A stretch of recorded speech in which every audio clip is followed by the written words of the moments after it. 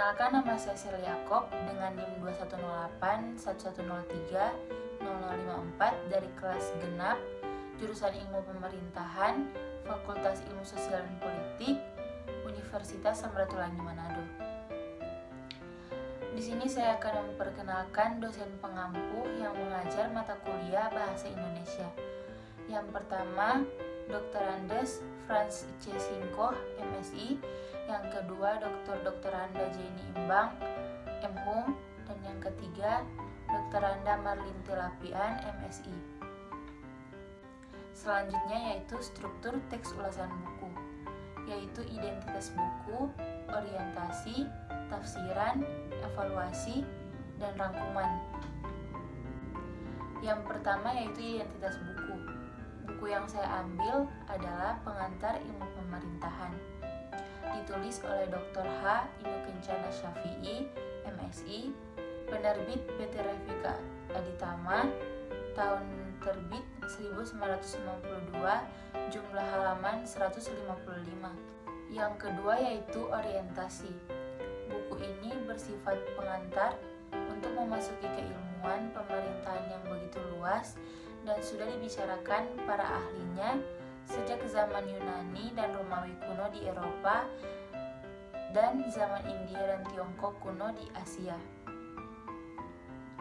Pendahuluan. Yang pertama, keseluruhan ilmu pengetahuan tentang hal ikhwal yang berkenaan dengan disiplin ilmu pemerintahan. Yang kedua, merupakan gambaran secara sistematis tentang ilmu pemerintahan, mulai dari sejarahnya secara kronologis, objek yang dibahas, baik material maupun formanya, teori-teorinya, asas-asasnya, teknik-tekniknya, dan metodologinya. Yang ketiga, menjawab secara mendasar pertanyaan-pertanyaan pendahuluan seperti apa dan bagaimana sebenarnya ilmu pemerintahan itu sendiri. Dengan ketentuan tersebut di atas, maka setiap buku pengantar diharapkan akan menjadi dasar atau basis dari suatu disiplin ilmu pengetahuan. Lebih jauh daripada itu, dengan buku ini, penulis harus menentukan sikap bahwa dalam hubungan-hubungan pemerintahan yang tidak terlepas dari konotasi kekuasaan, sekularisme memang harus ditolak karena sewaktu membahas etika pemerintahan, penulis dituntut untuk membicarakan kebenaran yang berasal dari suatu sifatnya transendental.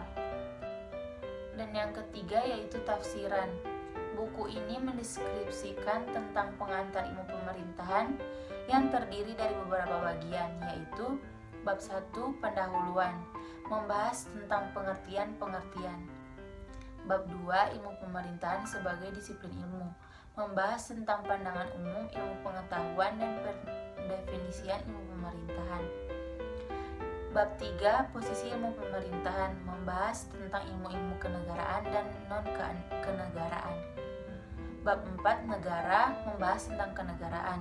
Bab 5 kekuasaan, membahas tentang kekuasaan. Bab 6 demokrasi, membahas tentang demokrasi dan politik. Bab 7 kebijakan pemerintahan, membahas tentang pengertian dan model kebijakan pemerintahan. Dan yang keempat yaitu evaluasi. Keunggulan dari buku ini memiliki banyak kelebihan dalam bidang ilmu sosial dan politik, lebih khusus di bidang ilmu pemerintahan, dengan menambah dan mengurangi dan merevisi pada bagian tertentu. Buku ini juga membahas tentang informasi dan pengetahuan penting tentang pemerintahan yang ada di Indonesia saat ini. Buku ini sangat bermanfaat bagi mahasiswa dan masyarakat karena informasi-informasi yang ada di dalam buku ini telah dibahas dengan baik. Kelemahan dari buku ini adalah perlu beberapa waktu yang cukup lama untuk membaca dan menghabiskan buku sebanyak itu, dan jika ada pun kekurangan lainnya yaitu ada hal-hal yang tidak terlalu menarik perhatian pembaca. Dan yang terakhir yaitu rangkuman. Dari keseluruhan uraian bab-bab di muka, sebenarnya dapat disimpulkan bahwa kelompok manusia memerlukan kepemimpinan untuk mengatur mereka.